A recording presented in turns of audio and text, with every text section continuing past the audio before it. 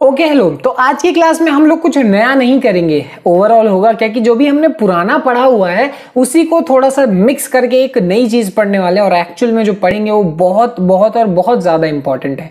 ऐसा मैं क्यों बोल रहा हूँ, ध्यान से सुनो। जब मैंने तुम्हें इलेक्ट्रोमैग्नेटिक स्पेक्ट्रम पढ़ाया तब मैंने वहां पे तुम्हें कुछ चीजें बताई थी, जैसे कि गामा रेज नाम की एक चीज होती है, एक्स रेज नाम की चीज होती है, अब हमारे पास यूवी रेज होता है, इंफ्रारेड होता है, विजिबल स्पेक्ट्रम होता है, माइक्रोवेव्स होता है और रेडियो वेव्स होता है। ये सारे हैं, अब तुम्हें याद है नहीं याद, बट एक्सरेज तो रियल लाइफ में तुम्हें पता ही है, माइक्रोवेव्स पता है, रेडियो वेव्स पता है, तुम्हारे रिमोट के अंदर इंफ्रारेड होता है, सूरज में से यूवी रेज निकलता है, और विजिबल स्पेक्ट्रम मतलब रोजमर्रा में जो तुम लाइट्स देख रहे हो, लाइट बेसिकली लाइट जो होता है, ये सारी की सारी ये सारी चीजें किसके अंदर आता है, इलेक्ट्रोमैग्नेटिक रेडिएशन के अंदर आता है। और हमने जब ये बात देखी थी तो ये सारी की सारी बात ये देखी थी कि ये सब के सब ट्रैवल करते हैं किसकी फॉर्म में, एक वेव की फॉर्म में। मतलब इलेक्ट्रिक फील्ड था, मैग्नेटिक फील्ड था और साथ में इलेक्ट्रोमैग्नेटिक वेव था। तो ओवरऑल हमने ये पढ़ा कि जब भी ये सारी की सारी चीजों को हम ऐसा बोल सकते हैं कि ये किस फॉर्म में ट्रैवल करते हैं, वेव की फॉर्म में ट्रैवल करते हैं। और हम ऐसा बोल सकते हैं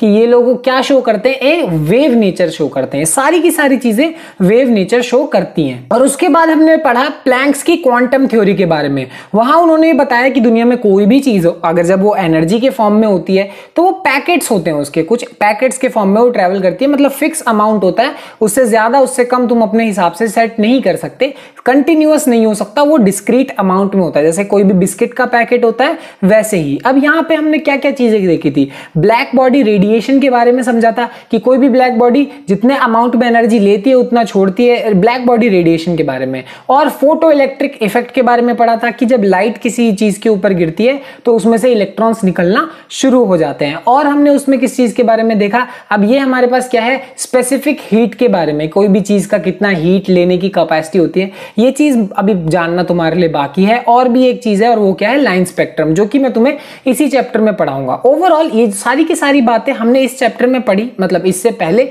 जो प्लैंक्स क्वांटम थ्योरी की थी, प्लैंक्स ने ये सारी बातें थोड़ी सी डिटेल में हमें बताई और उनकी क्वांटम थ्योरी से ये बात तो फिक्स हो गई कि ये सारे के सारे क्या शो करते हैं, एक पार्टिकल नेचर शो करते हैं। ठीक है, ये सारी की सारी चीजें पार्टिकल नेचर शो करती हैं। एग्जांपल के तौर पे, मतलब जैसे तुम्हें अगर समझना है पार्टिकल नेचर तो बेस्ट तो हमारे पास यही है, फोटो इलेक्ट्रिक इफेक्ट। अब इसमें देखो ना, साफ साफ देख रहे हो कि जब तुम लाइट को गिरा रहे हो तो पार्टिकल्स बाहर की तरफ निकल रहे हैं। ठीक है, तो लाइट की एनर्जी की वजह से पार्टिकल्स बाहर निकल रहे हैं। तो ओवरऑल कहने का मतलब कि वहां पे वेव नेचर था, यहां पे वही चीजें पार्टिकल नेचर भी शो कर रही हैं। पार्टिकल नेचर मतलब कुछ चीजें हैं जो कि मूव करेंगी या फिर अपने हिसाब से इधर उधर करेंगी। और अगर इतनी कहानी नहीं समझ में आती है तो सिर्फ लाइट को लेकर चलो, लाइट की एग्जांपल लेके चलते हैं। अब लाइट हमारे पास वेव की फॉर्म में भी होता है। हमने देखे लाइट के जो इतने सारे रूप होते हैं, स्वरूप होते हैं, ये तो छोटी क्लास में भी देखा था कि रेड से लेकर हमारे पास वायलेट तक एक विबग्योर बनता है। और विबग्योर में हमने ये चीज तो देखी थी कि देखो अलग अलग लाइट जो होती है वो अलग अलग वेव के साथ ट्रेवल करती हैं।